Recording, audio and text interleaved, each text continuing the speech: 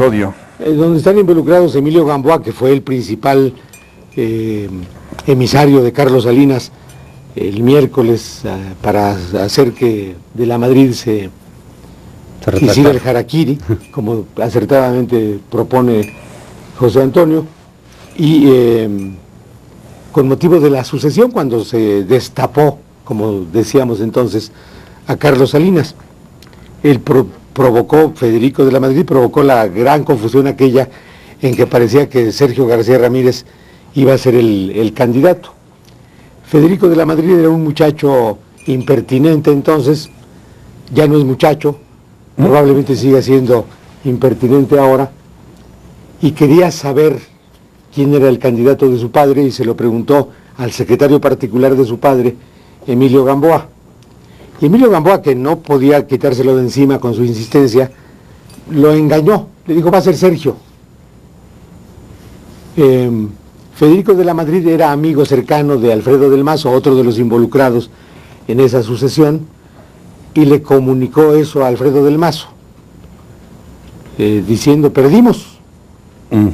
Federico hubiera querido que del Mazo fuera el candidato.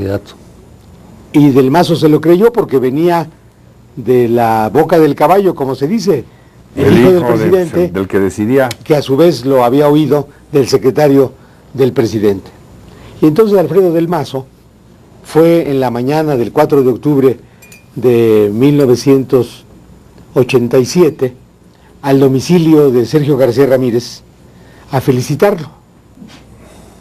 Sergio García Ramírez no le abrió porque le anunció su presencia para ese propósito y dijo, no soy yo, tampoco se lo podía decir. Hasta el último momento, yo creo que y entonces García Ramírez se quedó encerrado en su casa, a sabiendas de que no era, porque no se lo habían dicho, pero con una confusión. Por fortuna es un hombre prudente que no aceptó el saludo por fortuna para ellos, pues. Se hubiera acrecentado aún más la confusión, y del Mazo dijo que había ido a saludar a Sergio García Ramírez, a quien el partido había hecho su candidato. Y luego tuvieron que hacer maromas para aclarar que no era cierto, que el candidato era... Hay que recordar que... Sí, decían también que Rosell, ¿no? ¿Te acuerdas? Aquel secretario de turismo Rosell andaba... que había sido... Andaba de pan y contaban gráficamente que llegó así a saludar al candidato y que le dijeron, que le dijo Sergio, no soy yo, caray, y entonces empezó como película para atrás, a caminar para atrás. Luego, Virgilio, a ver. Que la campaña de la Madrid la hizo con un lema, la renovación moral de la sociedad. Porque lo que había ocurrido en el gobierno de López Portillo respecto a corrupción había sido también escandaloso. Lo señalo porque aquí hay una especie de mea culpa cada vez que pasan de un presidente a otro respecto al grado de corrupción. A de la Madrid le alarmó la corrupción de López Portillo y hasta propuso una cuestión moral para la sociedad, como si fuera un cura o un sacerdote. Y como si la moral se establece por decreto. Por decreto además presidencial, la renovación moral de la sociedad. Y entonces vamos de mal en peor. Cada régimen ha sido más y más y más corrupto. Y ya ha habido bastantes expresiones de autoexculpación. Esta es una más.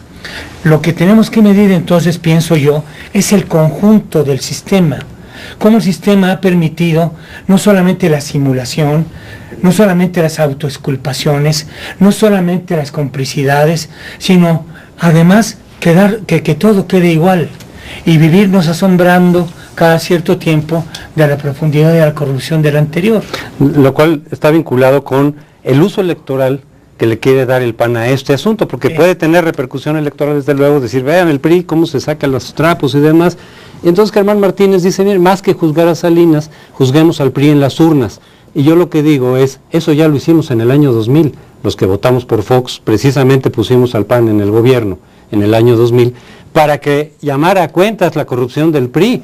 Ahorita, ¿qué sentido tiene, 9 años después de que vimos que eso no ocurrió, de que el PAN le extendió una carta de impunidad al PRI, decir, voten en contra del PRI, voten por nosotros para llamar a cuentas al PRI? Pues ya lo hicimos y no funcionó de nada, no sirvió de nada. Y nada más recordar también estamos viendo que Salinas ha tenido todos estos años hilos y que sigue teniendo hilos de poder y sigue teniendo fuerza para haber hecho que de la Madrid se hiciera el harakiri político, pues es que sigue teniendo, porque hay una crónica también periodística de Emilio Gamboa, que recibe la llamada y dice, sí señor presidente, voy para allá, cuando iba a la casa de Miguel de la Madrid, y que se infiere que era una llamada de Salinas de Gortari. Sí, que se ensambla muy bien, lógicamente, lo que decías, en su propia carta, sí, la carta de Salinas. Salinas reaccionó muy rápidamente el mismo día en que se difunde la entrevista, que por cierto tuvo una repercusión en los medios impresos excepcional. Yo no recuerdo nunca una entrevista de esta naturaleza que fuera recogida con tal amplitud y con tanto interés por los medios, y por los medios impresos, y por los medios radiofónicos también, que no fueron mezquinos respecto de la entrevista. El director de la reacción, el orquestador de la reacción fue indudablemente Carlos Salinas, y casi lo confiesa, lo expresa en su propia carta a Carmen Aristegui, que es la carta de que hemos estado hablando. Sí. No sé si hay algo más sobre este tema que quieran expresar y que no nos haya quedado por ahí en el tintero, porque me